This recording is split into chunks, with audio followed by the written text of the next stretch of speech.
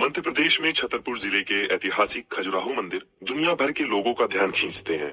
लेकिन इस जिले का एक गांव गढ़ा बीते कई सालों से दूसरी वजहों से लोगों का ध्यान खींच रहा है। वजह है बागेश्वर धाम के धीरेन्द्र शास्त्री, जिनके भक्त उनमें एक चमत्कारी देखते हैं और विरोधी अंधविश्वास फैलाने का आरोप लगाते हैं। आइए जानते हैं धीरेन्द्र शास्त्री की कहानी। गढ़ा में राम कृपाल और सरोज के घर साल 1996 में धीरेन्द्र पैदा हुए। 3 भाई बहनों में सबसे बड़े धीरेन्द्र का बचपन से ही पंडिताई में खूब मन लगता। धीरेन्द्र स्कूल के लिए निकलते लेकिन मंदिर पहुंच जाते। बागेश्वर धाम वेबसाइट के मुताबिक धीरेन्द्र शास्त्री का बचपन तंगहाली में बीता।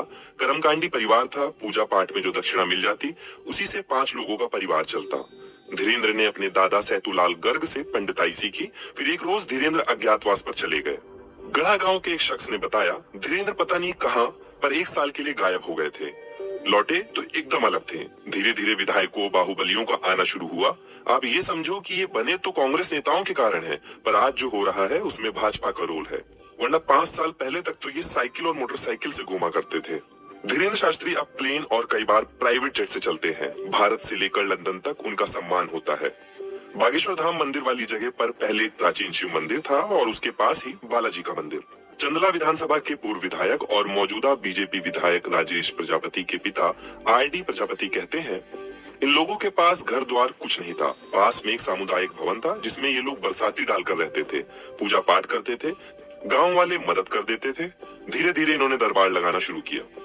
धीरेन्द्र के आगे बढ़ने में इंटरनेट का भी अहम रोल है और सोशल मीडिया पर उनके आज लाखों समर्थक हैं। धीरेन्द्र के दरबार में जाने के लिए टोकन लगाना पड़ता है। धीरेन्द्र के बढ़ते असर के चलते गढ़ा गांव में अब व्यावसायिक गतिविधियां भी तेज हो रही हैं। इसके साथ ही जमीन पर कब्जा करने से जुड़े आरोप भी धीरेन्द्र पर लग रहे हैं। आरडी प्रजापति आरोप लगाते हैं, गांव में एक तालाब था, शमशान जहां मुर्दे जलते थे उस पर कब्जा कर लिया। गांव के सामुदायिक भवन पर भी कब्जा किया। ये ऐसा इलाका है जहां आज भी अंधविश्वास है। 5 रुपए के लॉकेट को 5000 तो कभी 51,000 में दे दिया जाता है। ऐसे ही करोड़ों में खेल गए। इस तरह से इनका व्यवसाय चलने लगा। धीरेन्द्र के चचेरे भाई लोकेश इन आरोपों को खारिज करते हैं। इन आरोपों पर छतरपुर के डीएम से हमने संपर्क किया पर कोई जवाब नहीं मिला।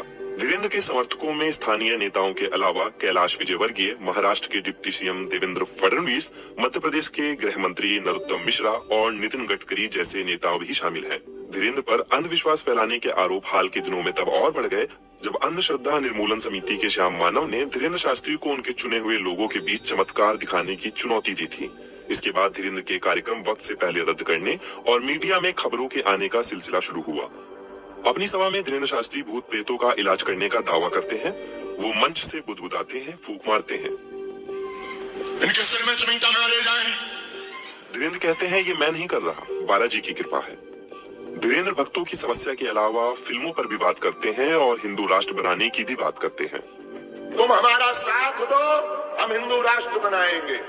23 जनवरी 2023 को धीरेन्द्र ने कहा, हमने आज भारत के इतिहास में नया नारा बनाया है, तुम मेरा साथ दो, हम हिंदू राष्ट्र बनाएंगे। मई 2022 में धीरेन्द्र शास्त्री का एक वीडियो वायरल हुआ था। वीडियो में एक शख्स धीरेन्द्र के पैर छूते दिखता है। धीरेन्द्र उसे रोक कर कहते हैं, छूना नहीं हमें, अछूत आदमी है।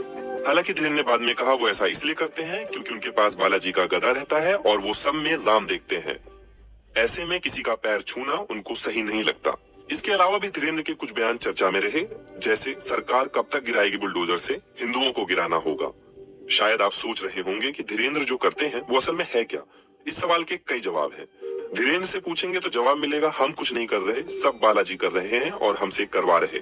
श्रद्धालुओं से पूछेंगे तो जवाब मिलेगा, चमत्कार है। विज्ञान मनोवैज्ञानिकों और जादूगरों से पूछेंगे तो जवाब बिल्कुल अलग मिलेगा। एक कला होती है जिसका नाम है मेंटलिज्म। इसे माइंड रीडिंग यानी दिमाग को पढ़ना भी कहते हैं। इस कला को जानने वाला इंसान सामने वाले के हाव भाव, शब्दों के इस्तेमाल, बोली के आधार पर किसी के दिमाग को पढ़ सकता है। इसी कला की एक कलाकार सुहानी शाह बीबीसी से कहती हैं, जादू के अंदर कई जॉनर होते हैं, मेंटलिज्म भी उसी में से एक है। मैं 32 साल की हूँ और 7 साल की उम्र से जादू की ट्रिक्स कर रही हूँ। बीते 10 सालों से मेंटलिज्म कर रही हूँ। मेंटलिज्म में कई तकनीक होती हैं। कई बार आंखों की मूवमेंट, हाव भाव, बोलने के तरीकों से सामने वाले की बात को जाना जा सकता है। ये पूरी कला लोगों के दिमाग के आसपास होती है। जिसे कला बोलते हैं, धीरेन्द्र उसे चमत्कार बोल रहे हैं।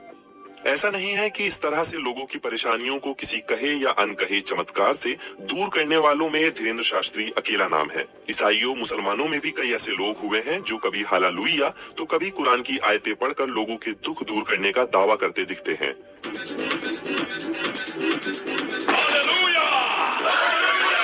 सोशल मीडिया पर ऐसे कई वीडियो उपलब्ध हैं जिसमें हालेलुया कहकर विकलांगों को चलते, व्हीलचेयर से उठकर दौड़ते और आंखों की रोशनी लौटाने का दावा करते कुछ स्वघोषित गुरु दिखते हैं। पीके और ट्रांस जैसी कुछ फिल्मों में इन स्वघोषित गुरुओं पर तंज भी कसा गया है। पर्दे पर भले ही ऐसे लोगों की कहानियां और सच सामने लाने की कोशिशें हो रही हों, लेकिन हकीकत में लोगों की श्रद्धा और विश्वास धर्म से जुड़े गुरुओं पर बढ़ रहा है। छोटी सी रिक्वेस्ट है, वीडियो के नीचे रेड कलर का सब्सक्राइब बटन दिख रहा होगा, उस पर क्लिक करके सब्सक्राइब कर लें और साइड में बेल आइकॉन भी दिख रहा होगा, उस पर भी क्लिक कर लें ताकि आपको वीडियो